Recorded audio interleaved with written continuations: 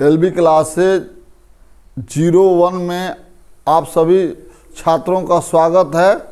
यदि ये वीडियो आपको अच्छा लगे तो इसको लाइक करें, सब्सक्राइब करें। परीक्षा उपयोगी कुछ भौतिक विज्ञान के प्रश्न इस वीडियो में दे रहे हैं। प्रश्न नंबर 1 है, कुंडली में उत्पन्न वैद्युत वाहक बल का व्यंजक कोणीय चाल के पदों में लिखिए। तो वैद्युत वाहक बल E होता है N/B/A sin ωt, जहाँ N कुंडली में फेरों की क्या है संख्या है, B का है चुंबकीय क्षेत्र है, A का है क्षेत्रफल है, ओमेगा का है तो कोणीय चाल है, T क्या है समय है। प्रतिघात अथवा प्रतिबाधा का मात्रक एवं विमीय सूत्र लिखिए। तो प्रतिघात अथवा प्रतिबाधा का मात्रक वही होता है जो प्रतिरोध का होता है, यानी मात्रक होगा ओम, और विमीय सूत्र होगा mL² T⁻³ 1⁻²। विद्युत चुंबकीय स्पेक्ट्रम में सबसे अधिक तथा सबसे कम तरंगदैर्घ्य की तरंगों के नाम बताइए। सबसे अधिक तरंगदैर्घ्य की तरंगें रेडियो तरंगें है तथा सबसे कम तरंगदैर्घ्य की तरंगें गामा किरणें हैं। 600 नैनोमीटर तरंगदैर्घ्य का प्रकाश वर्णक्रम के किस भाग में होगा? तो 600 नैनोमीटर और 600 × 10⁻⁹ मीटर होता है। 10 से 10⁻⁻1 और 10⁻⁻1 से इसमें मल्टीप्लाई कर देंगे तो ये हो जाएगा 6000 × 10⁻⁻10 मीटर। 10⁻⁻10 मीटर बराबर होता है 1 एंगस्ट्रॉम, यानी 6000 एंगस्ट्रॉम।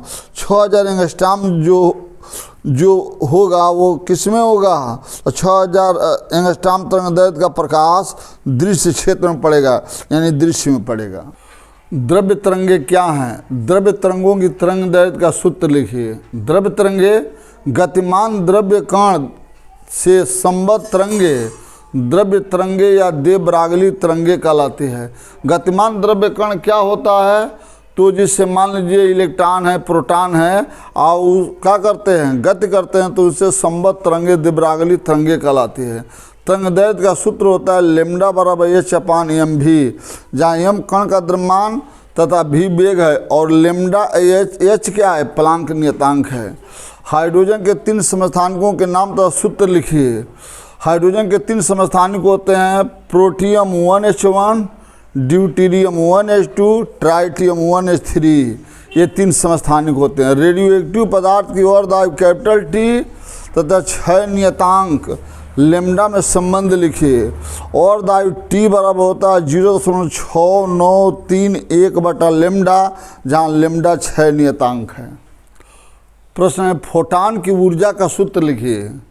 तो फोटान की ऊर्जा E=hc/λ होता है। H क्या है प्लांक नियतांक है, न्यू क्या है फोटान की आवृत्ति है, C क्या है निर्वात में प्रकाश की क्या है चाल है, और लेम्डा क्या है तो लेम्डा तरंगदैर्घ्य है। फोटान का क्या है तरंगदैर्घ्य है। कार्यफलन और देहली आवृत्ति तथा तरंगदैर्घ्य में संबंध लिखो। तो कार्यफलन W = H, न्यू 0 = hc/λ0 होता है। न्यू 0 देहली आवृत्ति तथा λ0 देहली तरंगदैर्घ्य है। किसी पदार्थ के लिए ध्रुवण कोण 60 डिग्री है, ज्ञात कीजिए माध्यम का अपवर्तनांक। माध्यम का क्या है अपवर्तनांक, और दूसरा चीज है अपवर्तन कोण। अपवर्तन कोण देखिए IP = 60 डिग्री, N = R पूछ रहा है। ब्रूस्टर का नियम बताए थे, क्या होता है N = tan IP। IP का मान कितना दिया है 60 डिग्री, रख लेंगे। tan 60 डिग्री का मान होता है √3 का मान होता है 1.732, यानी N का मान हो गया 1.732। अब ध्रुवण कोण IP और अपवर्तन कोण R में संबंध होता है IP - R = 90 डिग्री। तो अपवर्तन कोण R = 90 degree - IP, 90 degree - 60 degree बराबर 30 डिग्री। यही हमारा उत्तर हो गया। एक प्रश्न है, सिद्ध कीजिए कि vector J = sigma vector E, जहाँ E चालक के भीतर किसी बिंदु पर वैद्युत क्षेत्र तथा वेक्टर J धारा घनत्व है तथा सिग्मा विशिष्ट चालकता है। विशिष्ट प्रतिरोध की परिभाषा से विशिष्ट प्रतिरोध ρ बराबर होता है E/J, जहाँ E चालक के अंदर किसी बिंदु पर वैद्युत क्षेत्र की तीव्रता है तथा J धारा घनत्व है। अतः विशिष्ट चालकता सिग्मा बराबर 1/रो होता है।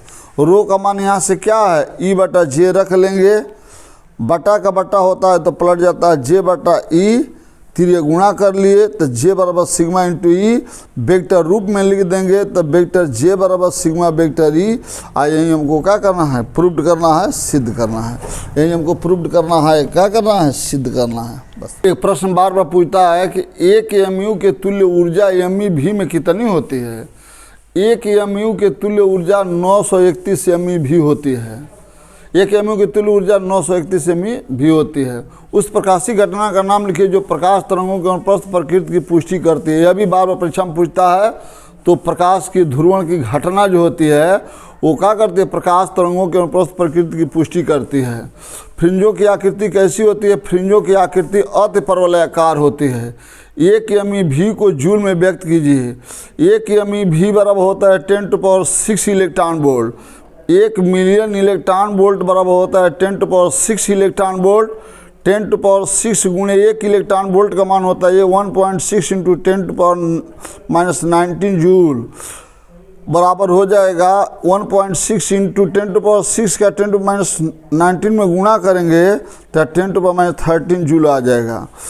1 इलेक्ट्रॉन वोल्ट का मान जूल में लिखो, यह भी बार बार परीक्षा में आता है। 1 इलेक्ट्रॉन वोल्ट बराबर होता है 1.6 गुणे 10⁻⁻19 जूल। धन्यवाद।